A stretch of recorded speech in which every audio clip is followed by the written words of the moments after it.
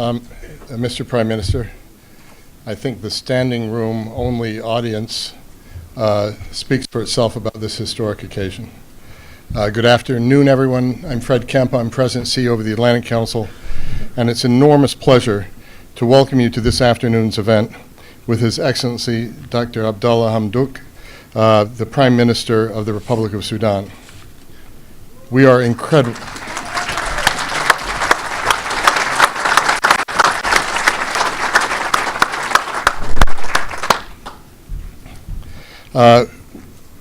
We were incredibly honored to have the Prime Minister as a special guest at our Global Citizen Awards in New York during the United Nations General Assembly.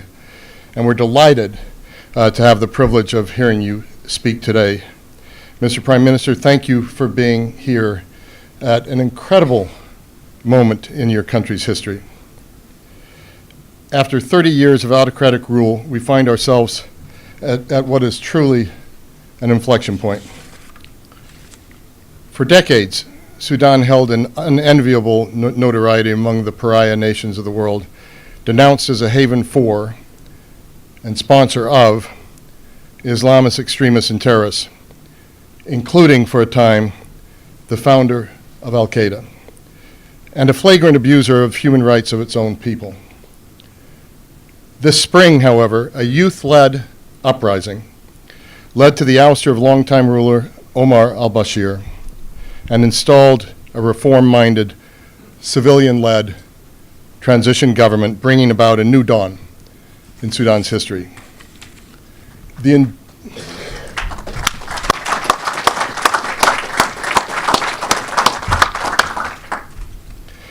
enduring image that has emerged from months of popular protests is both heroic. Who can forget the image of student Allah Salah, dressed in white, leading thousands of young people in chants for change? And incredibly optimistic, a Sudan that is tiptoeing back to the international community after decades of isolation, a Sudan that has Christians as well as Muslims, Africans as well as Arabs represented in its government. But major obstacles lie ahead. The Prime Minister's government is confronted with the challenge of injecting life into Sudan's moribund economy, tempering outsized public expectations, and uniting a deeply divided country after decades of corruption and misrule. Since its founding nearly 60 years ago, the Atlantic Council has always been an advocate of strategic engagement in international affairs, driven by the conviction that if the United States shapes the future constructively, in tandem with our friends and allies around the world, everyone will benefit.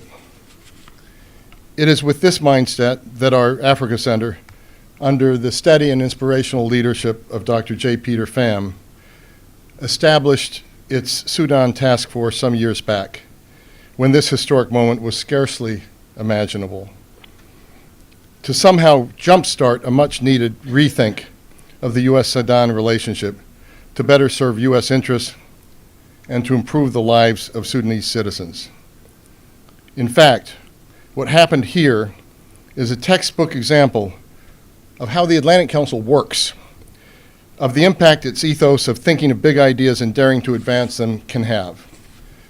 Ambassador Mary Carlin Yates joined our board shortly after she returned from a final tour of duty of her long and distinguished career in the Foreign Service, serving as charge d'affaires of the U.S. Embassy in Khartoum in the critical year 2010-2011.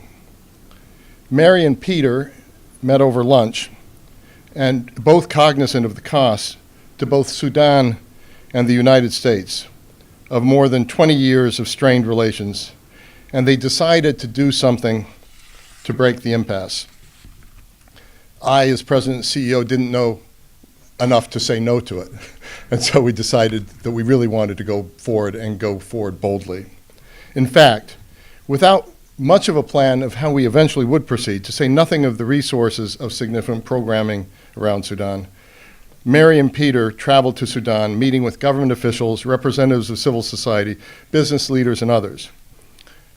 Never one to shy away from controversy, On their return, Peter wrote several op-eds calling not only for a reset of the bilateral relationship, but as you will be pleased to note, Mr. Prime Minister, given one of the issues you are raising during this visit, he also advocated for a lifting of Sudan's designation as a state sponsor of terrorism. Thanks to Mary and Peter, the Atlantic Council is proud to be well ahead of our peers in advocating for Sudan, and therefore particularly proud of this moment. We made a concerted track 2 effort to normalize relations, organizing numerous trips to the Sudan, gathering some of the sharpest minds in Washington on U.S.-Sudan relations, and publishing several policy briefs outlining recommendations for the U.S. government's re-engagement. These efforts paid off with the Obama administration's temporary suspension during its last days of much of the sanctions regime against Sudan, and subsequently in President Trump's definitive lifting of the economic embargo in October of 2017. Ambassador Yates is not here, but I really want to send her a special thanks as she co-led task force efforts with Peter, and several people in this room I want to thank as well, without whom our work over the last 5 years would not have been possible. But I particularly want to call out Kelsey Lilly, who capably supported this work as an intern, program assistant, assistant director, and associate director of the Africa Center. One can almost say that her career was intertwined with what happened in this issue. And she co-authored the task force report with Ambassador Yates. Earlier this year, with Peter serving in a State Department role, the Africa Center was then fortunate to bring on as a senior fellow Cameron Hudson to take the reins of Sudan programming, and we're delighted he was here, familiar face to most in this room, from having worked on Sudan for many years, including serving as Chief of Staff to the U.S. Special Envoy for Sudan. I, for one, am thrilled to have him on board to continue our great work on Sudan and to support the forward progress as we can. After the Prime Minister's remarks, Cameron will moderate a discussion with His Excellency, and I invite you to all participate in the conversation by writing your questions on the white index cards on your chair and handing them to the Atlantic Council staff, who will collect them through today's events. So write questions on the cards and hand them to the staff, passing them down the aisle. For those many who are watching online, please feel free to tweet your questions to @AC Africa Center, and we will do our best to incorporate your input into the discussion. With that, it is my great pleasure and honor to welcome His Excellency, the Prime Minister of Sudan, for this historic occasion.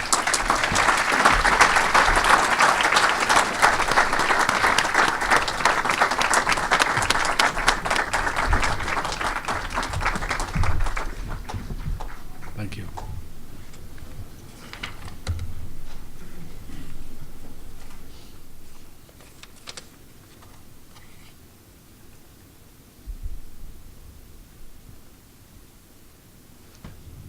Good afternoon, everybody, CEO, distinguished honorable excellencies. In our part of the world, we say all protocol formalities are observed. Thank you very much. It is indeed an honor and a great pleasure to address this public event organized by the Atlantic Council in my capacity as the Prime Minister of the Transitional Government in Sudan. So thank you very much, leadership, staff of the Atlantic Council, for making this possible. I'm very delighted to be here. I would like to express our thanks and appreciation for the continuous support of the American people in all their walks of life, administration, think tanks, institutions.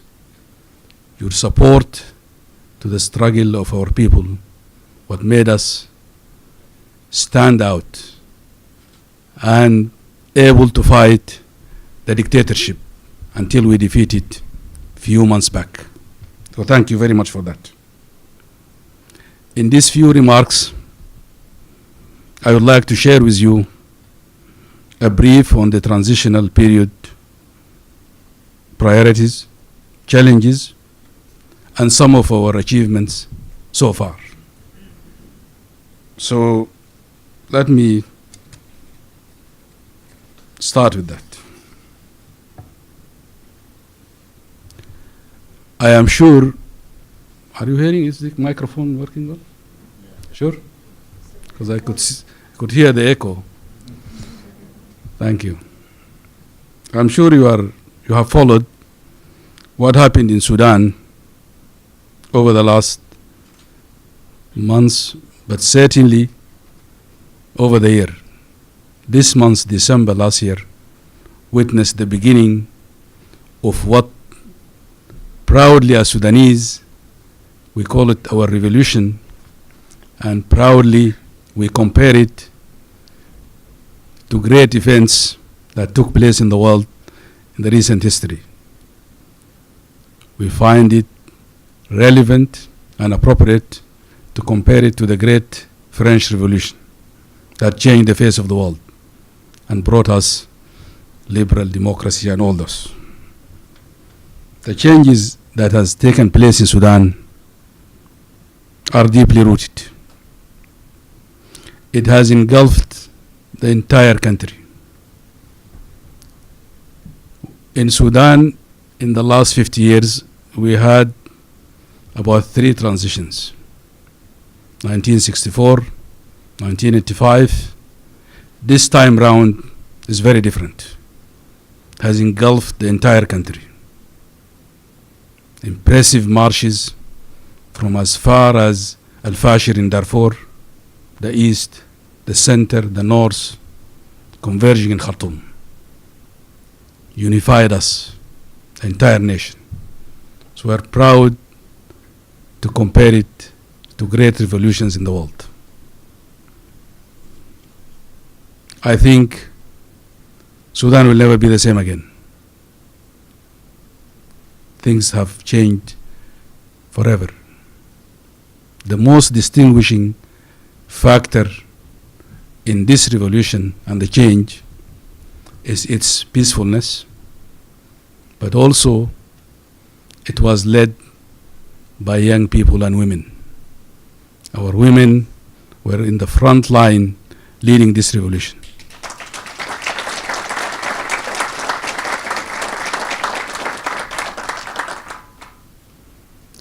Also, it has been very impressive, resilient movement.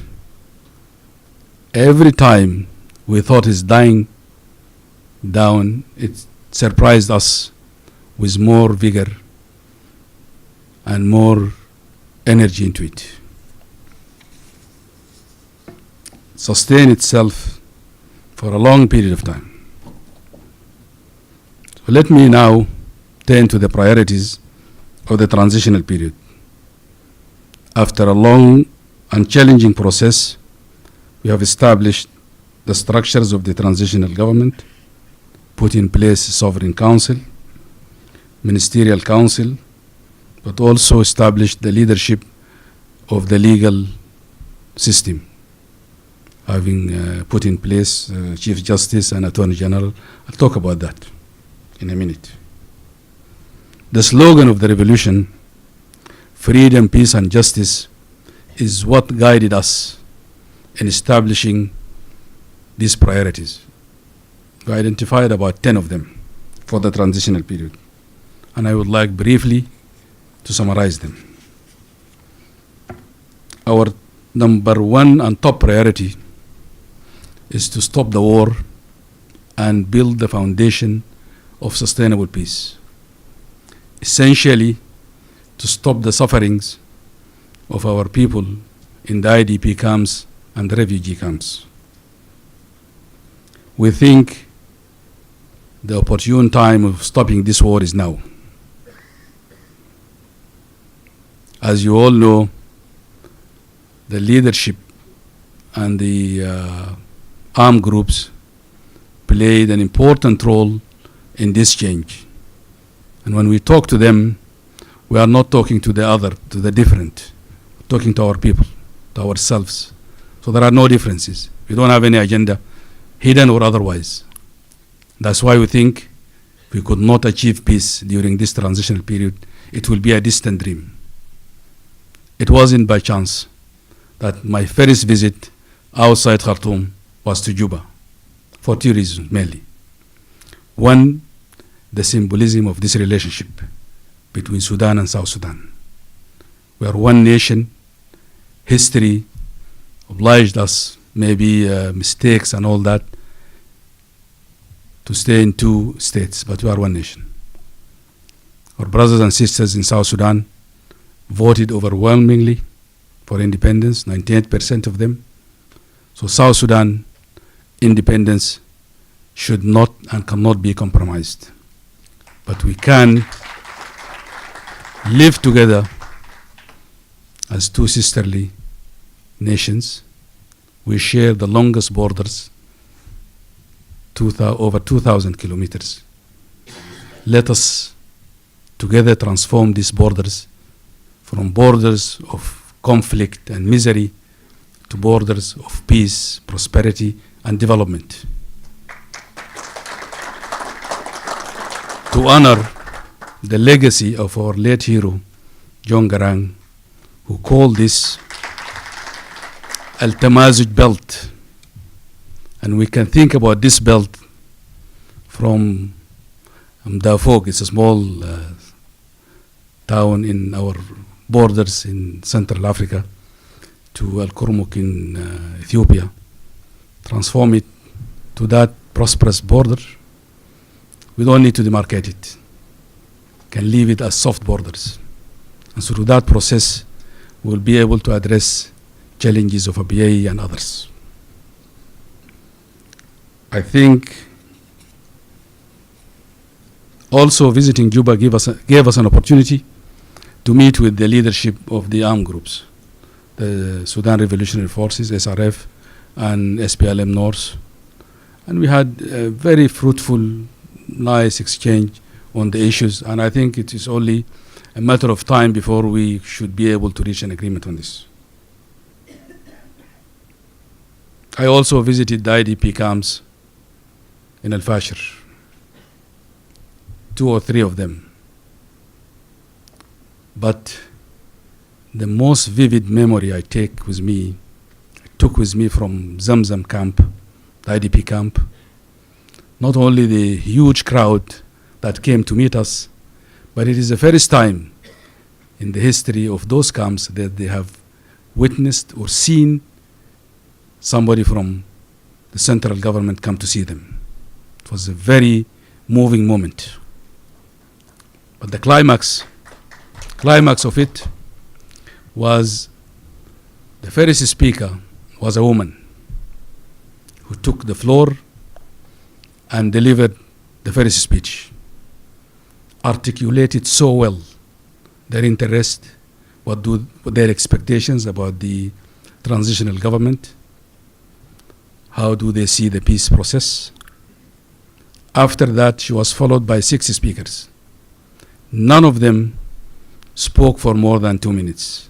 They all said, our sister articulated our issues, and we are very satisfied with what she said. I think that gave us the assurances.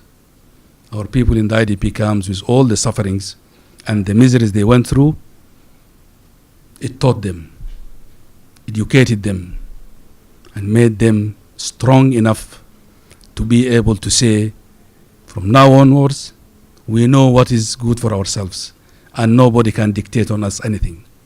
This is very liberating. Then we acted on a number of issues. We gave unfettered access, humanitarian access, to the affected areas, whether cross-line from the country or cross borders from anywhere in the world. Our second priority is addressing the economic crisis and reviving our national economy. You know so well, we inherited an economy that is, it's calling it bankrupt economy is the least characterization. Mounting debt in the tune of 60 billion, US dollars, rocketing prices, hardships and all that. But we are very determined also, relying on our people, resolve and determination. And with the support of our partners, we'll be able to move on with that. Third, reforming the structure of state institutions.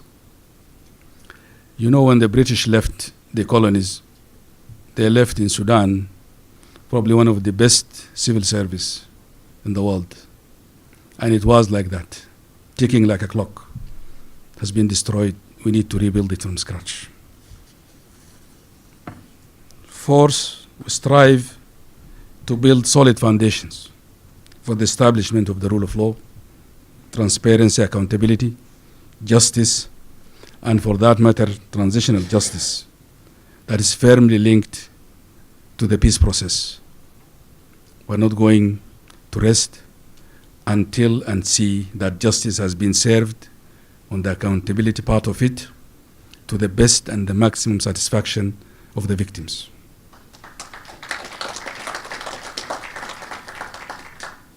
Combating corruption and addressing issues of the recovery of stolen assets is key priority. Billions of dollars were lost during the last 30 years. We will not rest until we recover it back in the interest of our people.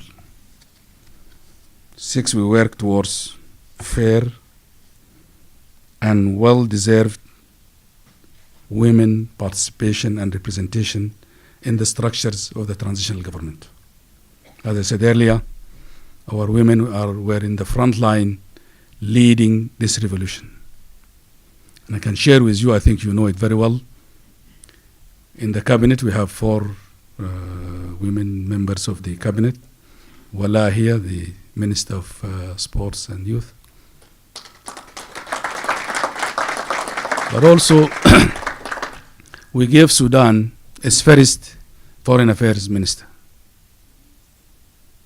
First Chief Justice is a woman. Very rare commodity in our region. In our Sovereign Council of 11 members, we have 2 women. One of them from our Coptic community.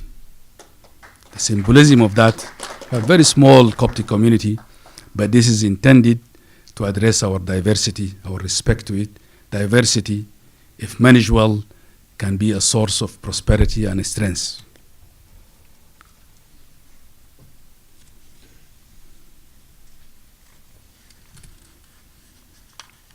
Seven, build balanced foreign policy based on mutual respect and non-interference, guided by the interests of Sudan. For 30 years, we had a foreign policy that has landed us all kind of ills in the world. You know them. 8, address youth unemployment and opportunities. And here, we would like to create an environment that would allow us to create an environment with give hope to our young generations, our talent. We don't want them to take this very dangerous journey across the Mediterranean. We want them to stay because losing them, we are losing our future. So we have to create that environment which create quality jobs, create an environment of respect to human rights, good governance that would allow this young talent to see future in the country. 9, address social issues and priorities of focusing our resources on health, education, human development. No nation in the world has developed without seriously addressing the issue of building human resources. And the final priority for the transitional period is to hold a constitutional conference, which would allow the entire nation an opportunity to address its problems of identity, of politics and all that, and agree on a constitution. And then one of our major tasks to hold free and fair elections that will give the nation opportunity to choose freely their representative. These are briefly the priorities of the transitional period. I don't want to give an impression that everything is perfect, is well and good and all that. Far from that.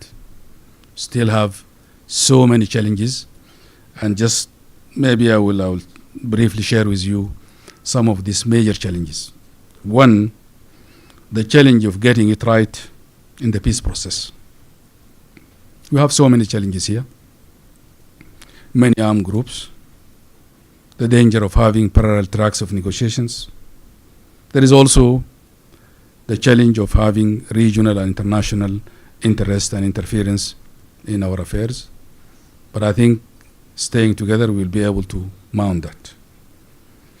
Second challenge is linked to the economy.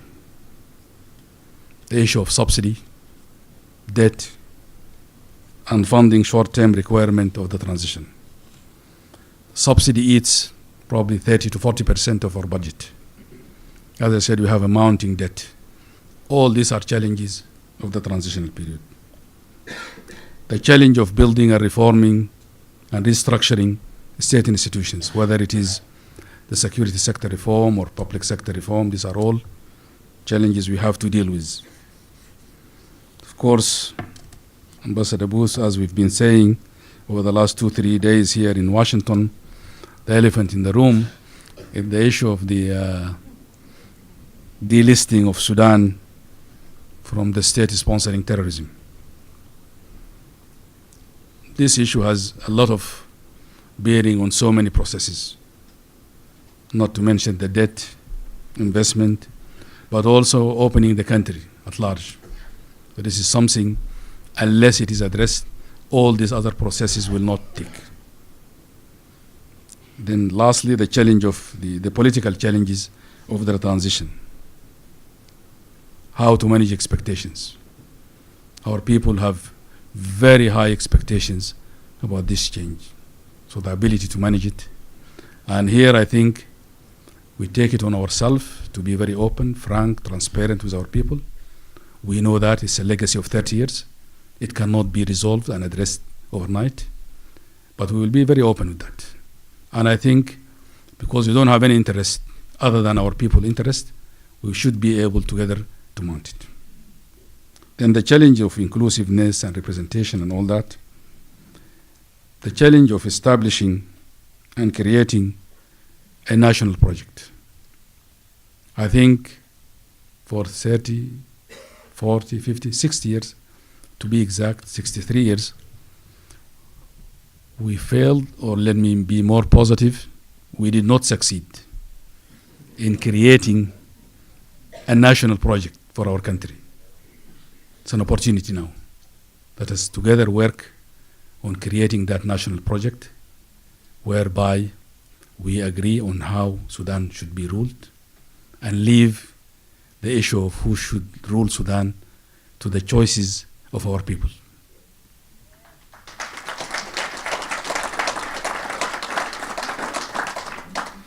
And then lastly, in these challenges, the challenge of holding the Constitutional Conference and the election and all that. But I think relying on our own history, we should be able to mount that easily.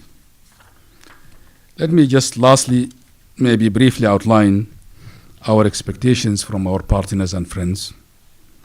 I think we'd like to see partners and friends supporting peace talks, political and technical support to the peace process, and finance post-conflict development. Work with us to mobilize development and humanitarian resources towards Sudan transitional priorities. Advocate and support the removal of Sudan from the list of states sponsoring terrorism, and to support the Sudanese economy through investment, economic partnerships, and anti-corruption effort. Also provide capacity development support for state institutions and all that. Sudan hope to achieve full cooperation with the international community and partners. I think what happened in Sudan, in that sea and a region full of crises and riddled with conflicts, Sudan provide hope if we get it right in Sudan and work together, there is a success story that is emerging. So let us work together and make that a success. Thank you very much.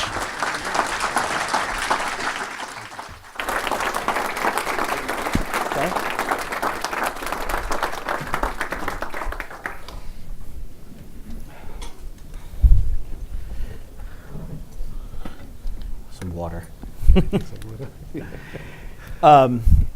Well, Mr. Prime Minister, thank you for a very comprehensive, albeit perhaps a little high-level overview. We're going to kind of drill down on some of the issues that you touched on. I want to acknowledge the front row of our audience here because they're worthy of some special consideration. Ambassador Don Booth, Special Envoy for Sudan 2.0, with us again.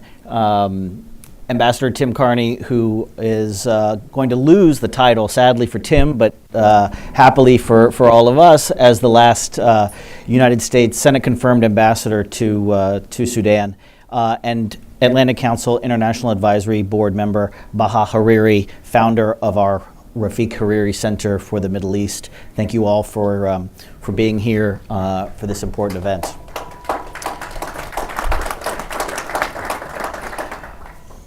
So there's not much excitement about your trip here, clearly, given the large attendance and raucous reception that you've received. And you've had a big week in Washington already. And so I want to talk a little bit about the historic nature of this visit and what it's achieved. But also, as you touched on earlier, how you manage the outsized expectations of your population who are now kind of free from 30 years of autocratic rule. You see the kind of unbridled enthusiasm that has released, and your presence here represents for them. So first, how has Washington been thus far? How has the reception been? And when you've spoken to U.S. officials, what has been the roadmap that you have heard? And what can you tell to the rest of Washington and to your own citizens here about what we can expect in the future of the bilateral relationship during the transition period? Thank you very much, Cameron. As I said, I'm very delighted to be here. But I think I would like to start with the announcement by the Secretary of State on restoring relationship between our nation at the level of ambassadors. This could never have taken place in an opportune time. Thank you so much. This signals the beginning of a relationship, but drawing a line so that this will provide, I think, huge opportunities in the cooperation between our two nations. We'll be very delighted to take it to further heights. So I think it was, if we go back with nothing but this, we would have achieved our mission here over the last few days. Mm-hmm.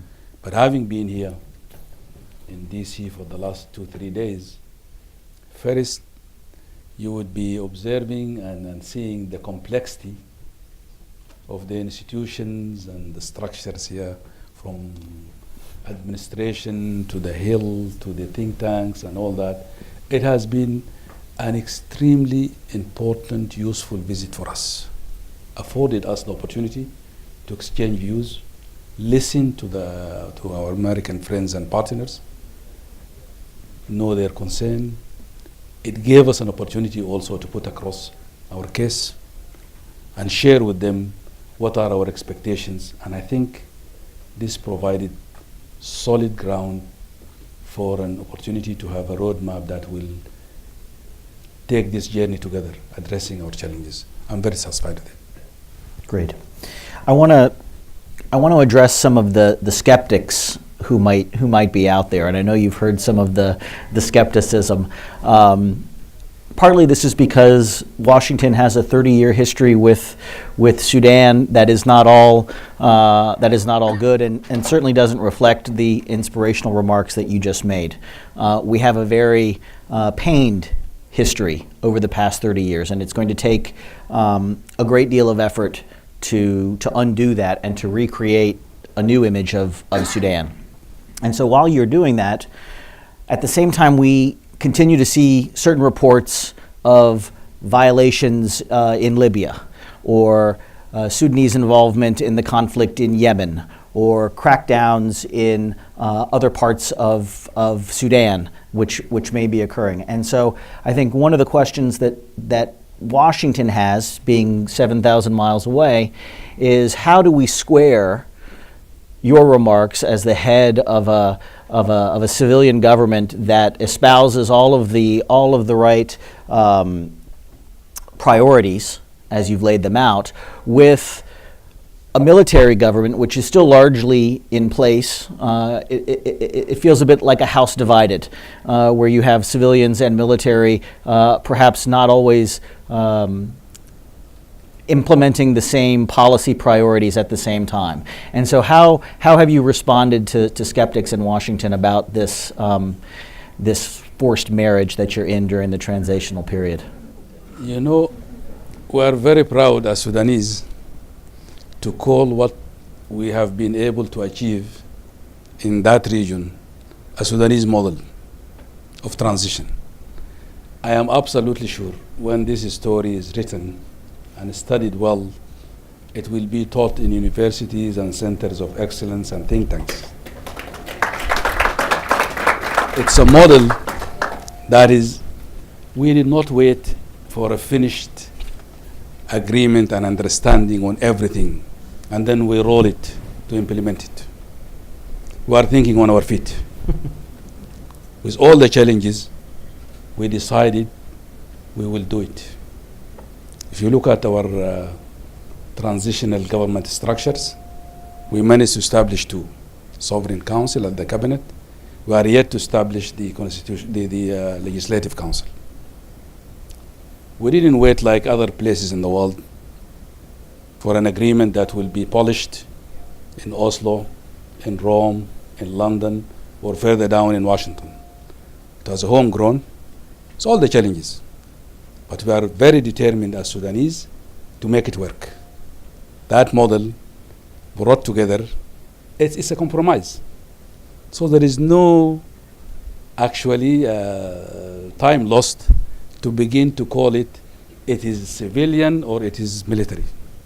It came about because of the understanding and the agreement between the two sides. So essentially it's a compromise, historical compromise that allow us to stop the bloodshed and define new dispensation and dawn for our country. We know it's far from perfect, but we know so well we should be able to make it work. And I think this is what is lost to the rest of the world. You need to understand that.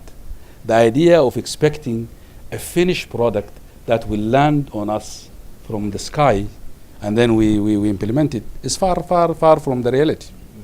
So we need people like you, Cameron and others and friends to understand this reality and help us, because you see the danger of not working on it now. If Sudan is allowed, we are here. If it's allowed to slip from this, it will not go back to the former regime. It will go to a failed state. It will be Yemen, it will be Libya, it will be Syria, it will be all those. We are giving the world a new hope, a new ways of addressing problems of our region. Nobody sitting anywhere in the world can claim they understand our reality better than us. As Sudanese working on it, we are happy to address it.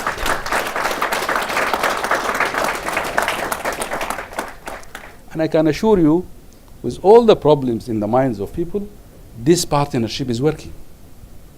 Okay, so I'm gonna pin you down on that and explore that question a little bit. I'm glad you said that. Very happy. I'm glad you said that.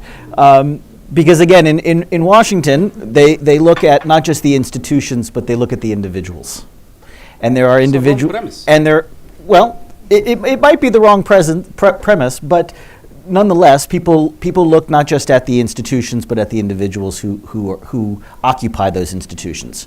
And the government, broadly speaking, still has individuals who are of great concern, who are, as Washington would view them, malign actors, who you are again sort of forced into a relationship with inside of inside the leadership of the country. And so, first of all, how has the relationship been with military generals like General Burhan or militia leaders like Hemeti, who have, I mean, it is fair to say there is great concern still in Washington, especially with respect to delisting Sudan from the state sponsor of terrorism list when they look at the leadership structure of the country and see people who may one day end up going to the ICC or be held accountable in domestic courts for crimes committed against the Sudanese people. I think there's it's hard to square that circle, and I'm wondering how you do it. Can we be candid here? It's just us. Yes. The Atlantic Council started years back advocating for the delisting of Sudan. I don't know, did that happen in a democratic environment? Wasn't. So let us understand and appreciate the situation then was far worse than anything you could describe today. We're not saying it's perfect, but we're saying it's a step in the right direction. Let us help it. Work with us together. The risk of not acting is far much outweigh anything that acting on it. Okay. So take me inside then. So you're not answering my question about the relationship. So I'm gonna give you an example. Okay. So there was some local press reports in the last few weeks regarding the debate inside the government about removing the public order law, which was very well received, and the dismantling of the NCP, which I think was a historic achievement and signaled a real departure, real break from the previous regime. Take us inside the meeting between the cabinet and the Supreme Council, where it was reported that this conversation, this debate went on for many hours. What is the level of resistance, acceptance of this very ambitious reform program that you have proposed? Because I think that is the question that Washington is trying to. I'm very glad you grapple mentioned with. that, and we have here 4 of our ministers who were there in the meeting. Okay?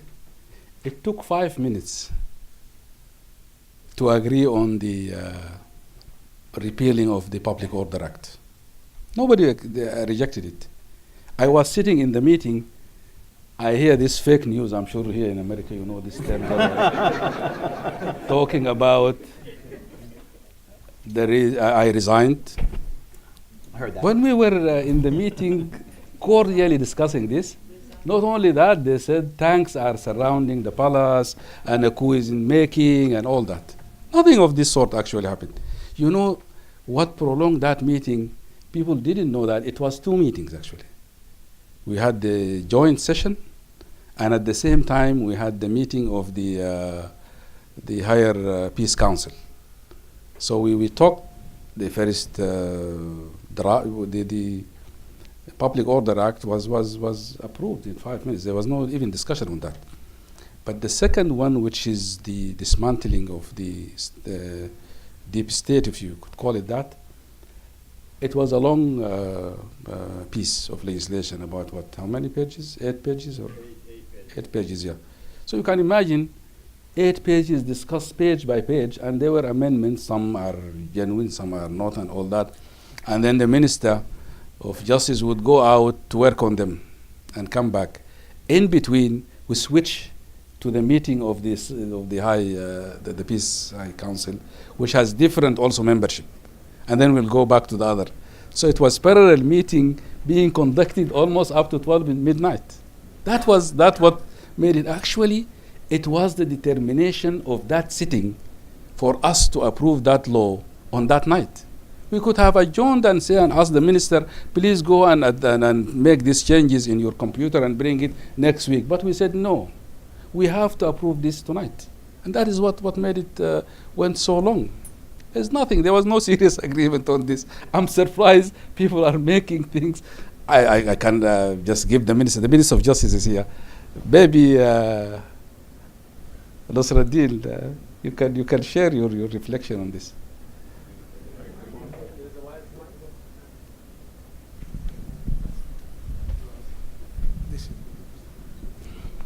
So maybe I can even come here. Okay, thank you very much. I am very happy to be here. Before I speak about that night, I would like just to say that our relationship with our counterparts in the Sovereign Council is very good, and we are working as one team, whether from the civilian part or from the military part. This is a very necessary partnership, and it will be an example, as the Prime Minister mentioned, of how to actually have a successful transitional period. With regard to the adoption of the dismantling of the former regime act, we actually submitted the act to them, and they received it actually the same day. And we gave them like 2 hours just to read the act, because we were very keen to pass it that night.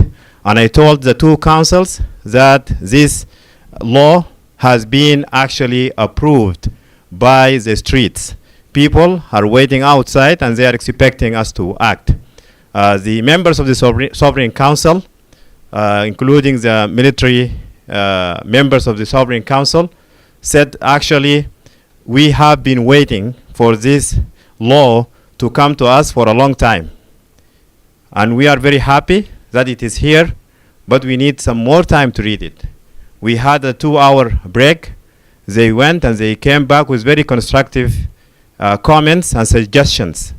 So I am very glad to report that we had differences, but they were very constructive differences, and they only helped us improve the law and have a very good version of the law. So that was my experience, and thank you very much.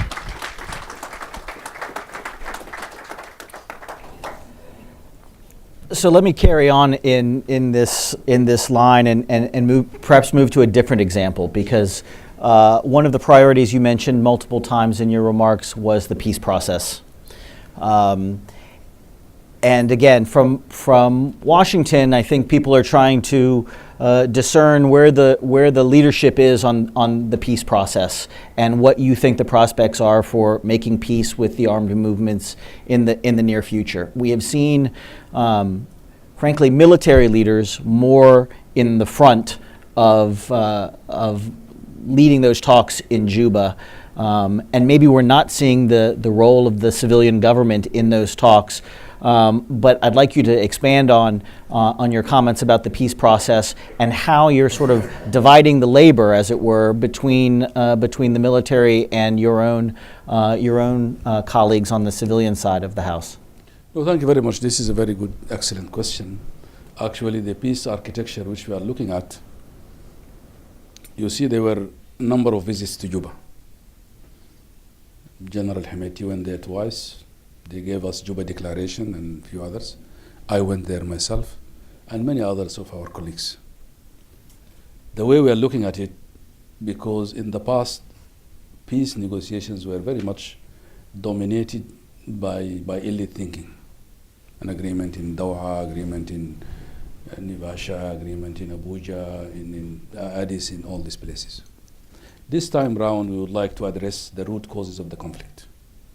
And that is why we agreed that the approach to peace will be driven by 4 pillars, 4 thematic areas. Number 1, on economic and social development. And this will go into issues of uneven development, issues of marginalization, social services, and all that. Essentially going into the root causes of development. If you look at the IDP camps, the refugee camps, these are not problems. These are symptoms of a deeper problem that drove those people away from their places. The second theme is on the legal aspect of the peace process, which is addressing issues of justice, compensation, and legal structures of peace. The third area is on governance and political issues, addressing issues of governance, identity issues, and all that. And the fourth one, which is on the security arrangement, which is essentially addressing DDR, mobilization, but more than that, providing an opportunity for our people who are carrying arms to be incorporated in the national army, create a new army, so to speak, an army that every Sudanese will see themselves in it, truly representative of the country. These are the four pillars of the peace. Each one of them is headed by a minister. Our Minister of Justice is heading the legal one. The economic and social development is headed by the Minister of Finance and Economic Planning, and the Minister of Federal Government heading the political governance, and then the Minister of Defense heading the security arrangement. So the idea that the peace process is dominated by the military because General Hemeti and two other generals went with him into Juba, it's a very deceptive idea. The four pillars are headed by ministers, but also technical peoples in it. The Freedom and Change will be part of this, the FFC. So it is, as I said, it's a partnership. People only see small part of it by this. The entire military members of the government in both sides are 5 people out of 30 or 32. So I think I am one person who always taught us to see the glass as half full and being optimistic to pull this country together. If we lock ourselves in misery and always looking at the negative side of things, we'll never get anywhere. We know there are imperfections everywhere, but with this positive thinking and positive energy, we will be able to take our country somewhere else. So that's how we see peace. Okay. I want to ask specifically about Darfur, because you're in Washington, which was in many ways the birthplace of the Save Darfur movement, this advocacy campaign, which seized this city for some time and brought to international attention the conflict in Darfur. But the other reason I want to bring it up is because the legacy of Darfur, I believe, weighs heavily on the bilateral relationship still. And I know that the peace process with Darfur is bundled with all of the other peace processes with armed movements around the country, but there are very specific pieces of legislation in the United States that the Congress has passed and that through executive order previous presidents have passed. And in fact, I was recently reminded that there are 30 American states which have individual sanctions on Sudan for actions related to the conflict in Darfur. And in some combination, there are a number of requirements across the federal, the congressional, and the state level which seek to, as you have suggested, create a credible and comprehensive peace with the people of Darfur, which you've elaborated on already. But secondly, calling for the disbandment or the integration of the militias responsible for carrying out those crimes. The third is a measure of justice and accountability for the people of Darfur who experience these crimes. And lastly is the safe return of the more than 1 million people who remain displaced.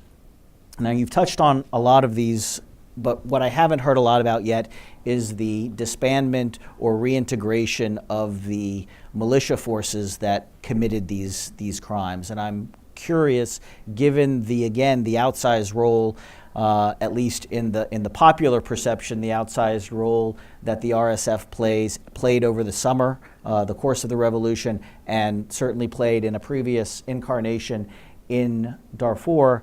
What is the conversation like? What is the thinking like right now about broadly security sector reform and the future of that particular militia, given that there are specific pieces of legislation in this country that would prohibit the ultimate lifting of sanctions if that issue was not addressed? You know, the struggle of our people in Darfur, whether inside the country or outside the country, and the campaign here in the States and elsewhere in the world, created that momentum which helped our people inside the country to topple the dictatorship. So the struggle here, the Darfur movement, Enough, Save Darfur, and all these efforts over the years, which helped us to reach where we are now. And I think we are very appreciative. We owe it to that effort. And the campaign of all people, of all walks of life, helped the Sudanese people to reach the situation, and it is highly appreciated. And there is no way we would have reached the current status without that support we enjoyed. I think moving forward, we will have to be able to restructure, reform our security sector. It is key. I said earlier, the one pillar of the peace is the security arrangement, which will look into the DDR and all that. But the most important part of it, we would like as Sudanese to create a new army with new culture, with new tradition, and with new orientation. An army that is truly national, like our orientation in the constitution and all that. Religion, ethnicity, and all these things does not unify us. What unifies us is citizenship. And we want to create an army that is built on those foundations. And I think if we failed on that, then we failed Darfur people. Yeah. And I think what we would be doing, this would have to be guided, and I said it earlier, by the aspirations and the interest of the victims in the IDP camps and in the refugee camps. They will guide us. And do you have a plan for soliciting their input or engaging in a more structured way with them? Absolutely. What I didn't say in link to the pillars, we are designing a process that will go to all these camps and the refugees, solicit their views. Not only that, but also take their representatives to go to Juba and be part of the negotiations. So we're not going to go and have an elite pact somewhere and then come back with a finished product. They will be part of it, and they will have to be consulted on it.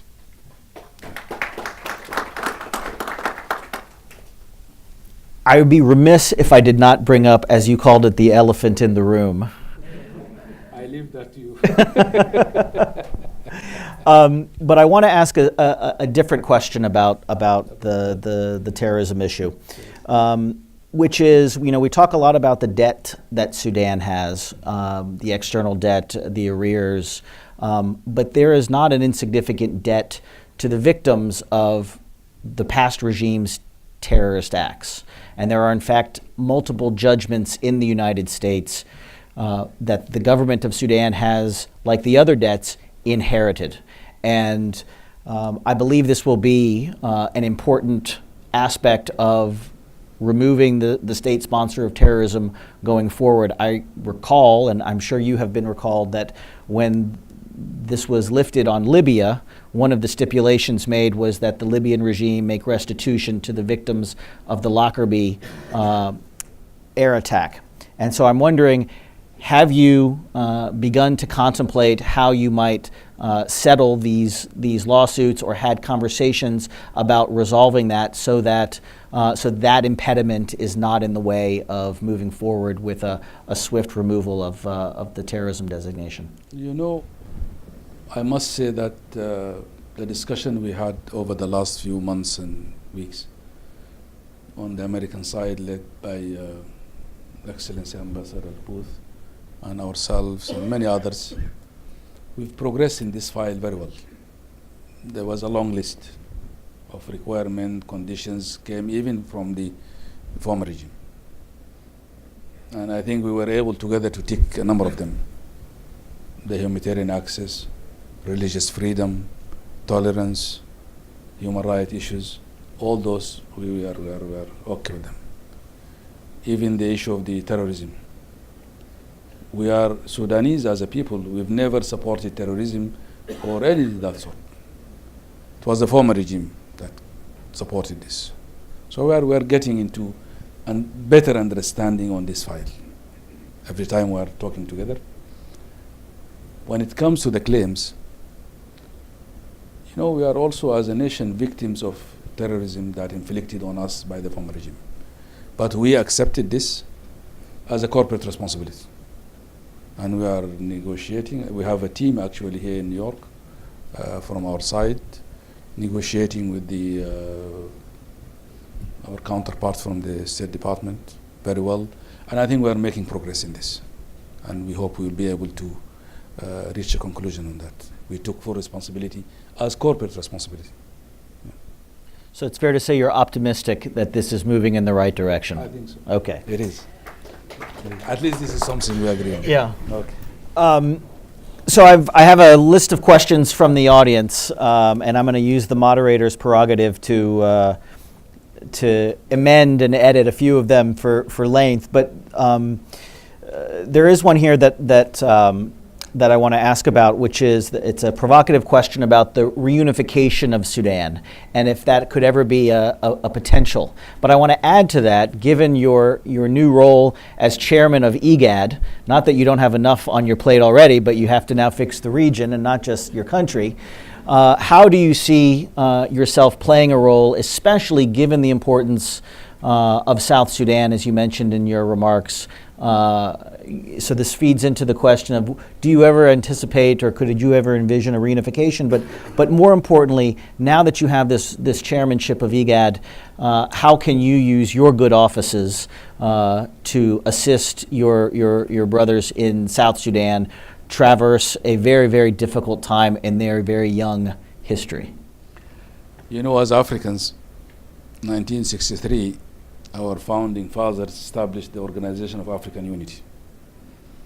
And Nkrumah, the great leader of Ghana, said, the independence of Ghana has no meaning if the rest of the continent is under colonial rule.